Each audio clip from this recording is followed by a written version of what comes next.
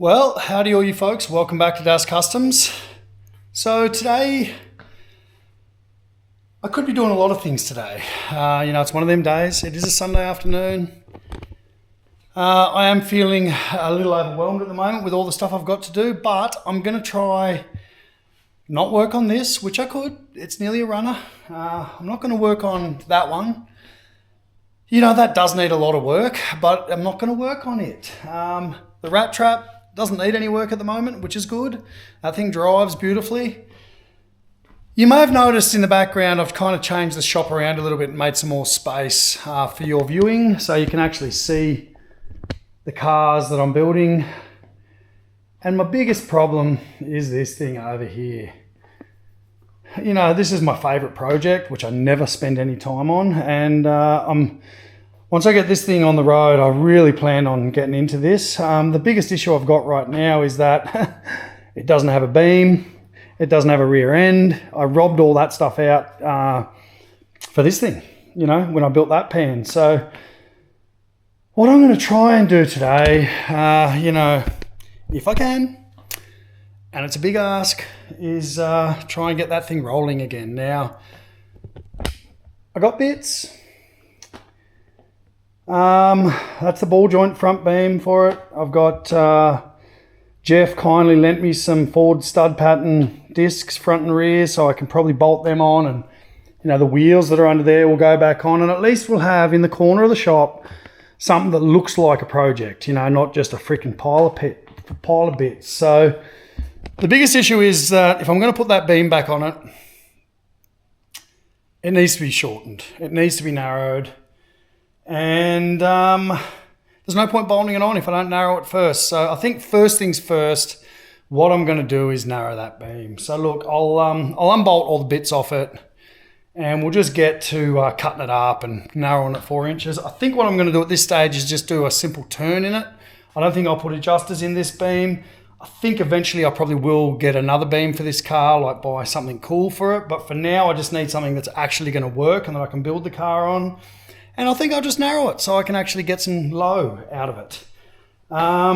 So having said that, I'll take it outside. I'll pull all the bits off it, that I don't need. And we'll just try and see if we can start, cutting this thing down. All right, so the first usual step on any V-dub project is lots of cleaning. So I've cleaned this thing up, good enough for now for what I'm doing. And I guess the next step, the way I'm going to do this, I'm actually just going to cut these and turn them, but I also want to narrow it 5 inches. So it means I'm going to cut the horns off and turn these. So what I want to do is I'm going to make some measurements on that, write that down center to center hole. I'm going to cut these off as clean as I can. Then I'll cut the center out, and I'm going to try and have the weld so it comes back on under here so you don't see it, if that works. Anyway, here goes a lot of grinding. All right, so we managed to whip these things off, which is great. I'll be able to reuse those. And I've marked up the beam, so you can see that's where the old they were, and I'm going to try and leave that. That's where I'm going to try and cut it both sides. And then I've marked out 2.5 inches each way, so that'll be a 5-inch narrowed all together. And then also what I've done is I've scribed 2 lines on there, this being the original one and this being where it needs to move to drop. I've gone, so I didn't figure out the maths, I just looked on the internet because I ain't got time for that. So 4.2 millimeters turned equals 1 inch drop. Now, so I've gone 12 millimeters, so that's going to give me a 3-inch drop, and I've got 2.5-inch drop spindle, so that's going to give me a 5.5-inch drop. Ooh, is that going to be too much? Let's just check. Let's give it a gamble and see how far we want to go. It might be too much, but if it is, I'm just going to have to make it work somehow. So anyway, do I have to go a bit less? A bit less is always probably safer. Maybe I'll go 8. And anyway, let's just cut it and we'll see where we go from there. Alright, so let's see if I can show you guys how I do this. This is the Das Customs way of welding a beam back together. So, I start with a couple of bits of angle, like this. Try and do this. I'm going to try and do this the cheeky way without taking the actual torsion springs out of the inside. So let's see if I can. So that's the bottom, that's the back, that'll be the front, that'll be that one, and that would be that one. So that will poke back through there, and back through there, and it will sit in the cradle of that, and we'll clamp that in a minute. Now I know having the grease in there is not ideal for welding, but I have done this before and it has worked out okay. So, see if we can do it again. So that'll be that. This side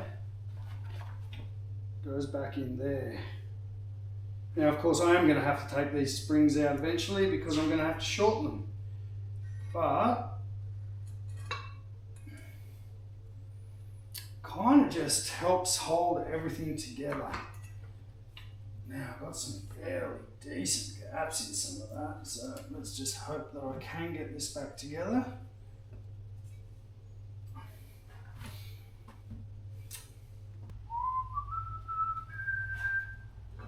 So if I line the lines back up, that's where I am.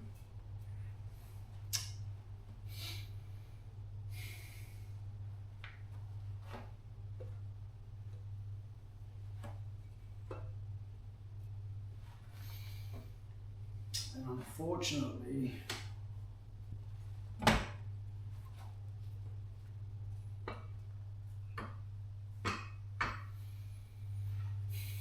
think I'm going to have to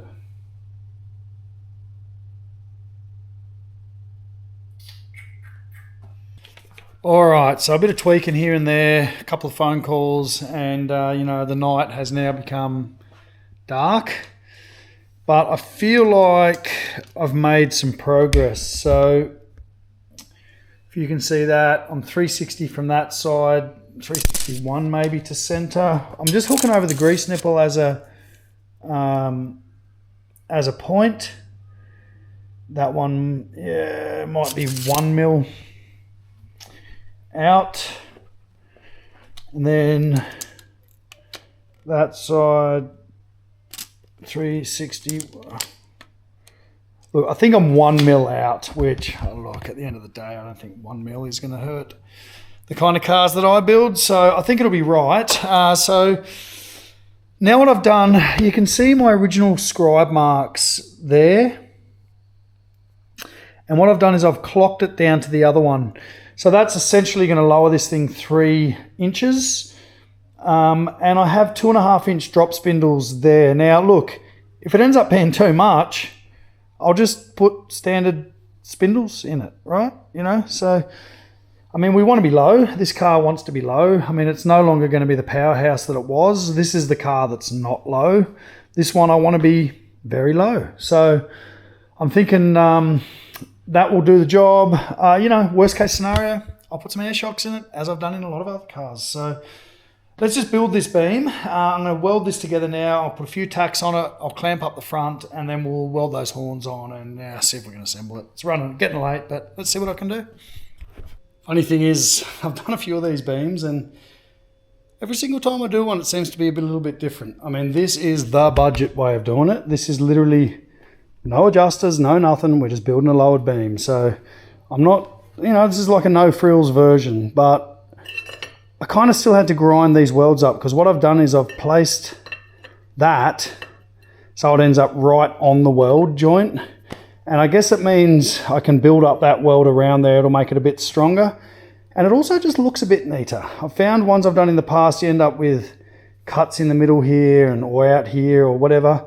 And I think this might be a way of doing it if you were just going to turn a beam without putting adjusters in it. You know, this is this is cost effective. So, and at the moment, look, I'm only mocking this thing up. I just wanted to get it back to a roller. I'm just sick of it being no wheels. If it works, it's going to stay on it. I'm not going to change it if it works. You know, if it doesn't work, hey, it's only cost me a couple of hours. It's not the end of the world. I'm going to weld this thing up. All right, well, the welder was working pretty good today. I'm pretty happy with that. And that is a 5-inch narrowed shockless beam. I mean, obviously, I'll cap that. We'll do something nice with it, you know, eventually.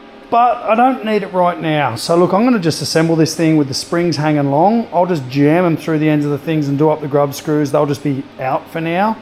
We're going to cut them short. Yes, we will, but it doesn't have to happen right now. So I'll just grab the arms and we'll try and get it together, throw the spindles on, see if we can get the front end, you know, maybe I'll get a front end in this thing tonight. See how we go. All right, well, that's kind of back together. I may just lop them springs off now just so they're not in my way, just so I'm not fighting them. Basically, I don't have any tie rods or anything in this car, you know, for this yet. I'm going to have to rob them out of something else. But I don't really need that to push it around. I just need to be able to link the two tie rods together. So I'll probably just make a rod of some description, maybe a bit of threaded rod, you know, even just bend it down into the tie rod ends. For now, that'll do. Clamp it on there, a couple of quick grips. We'll figure something out anyway. But right now, I'm just going to bolt that under there. It's late. I'm making noise. I shouldn't be. I just want to bolt it under there, and I'll get the front end in it, and we'll at least have the front end kinda on with some wheels on it, maybe. Let's do that. I'm not going to lie. That was a struggle. Sometimes things just go easy, and sometimes you're just trying to do them the wrong way, and they just don't go easy. So anyway, that's on. I've got 2 bolts in it. That's enough for a roller. So now I'm just going to throw some front wheels on it. See how low it is. Let's see what I've done to this thing. Now, you know, people might be thinking, Das, why do you do this to yourself? Why are you constantly chopping and changing this car? I mean, I reckon this is probably at least the 3rd front end I've had on it. And I'll tell you why I've had to take that front end off and put this one on. Just a little brief story. It was too wide. It was a 2-inch narrowed beam, and it actually did not fit the wheels I want to fit on this car. Now, when I build a car, generally I'm either going to start with, you know, a body, something I like, and usually it's a set of wheels that I've scored. So I scored these wheels, and this car's getting these wheels no matter what. And it looks bloody cool with these wheels. Now, when I flip you around here, hopefully you guys might finally get a glimpse of actually what this thing's going. And it's pretty cool. I didn't get as far as I wanted to today. I was hoping to have the whole thing back on a roller. And look, it's not that far off. It'll probably take me another hour to get the back wheels back on. I just don't have another hour today. It's getting late. And I should go upstairs and have some dinner, spend some time with the family. I'm going to give you a look. This is what we're looking at. All right, the wheels are in. They turn. The height is right. Once I lowered the back end, it just come out right, you know? So let's have a look. Boom, sneak peek.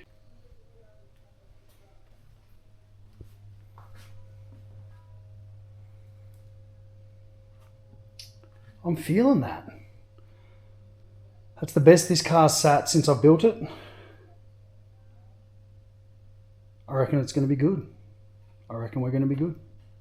I mean, it's low. Once I got the back end down, it kind of comes up at the front. That's just how it works with a V-dub. Like, the beam is actually more forward than the wheel, so as you pivot it, it comes up. This thing is going to be dope. And I hope you see what I'm trying to achieve here. Like, yeah, the workshop's a mess. I get it. But the idea is that, you know, as you look around, you get to see what I'm building.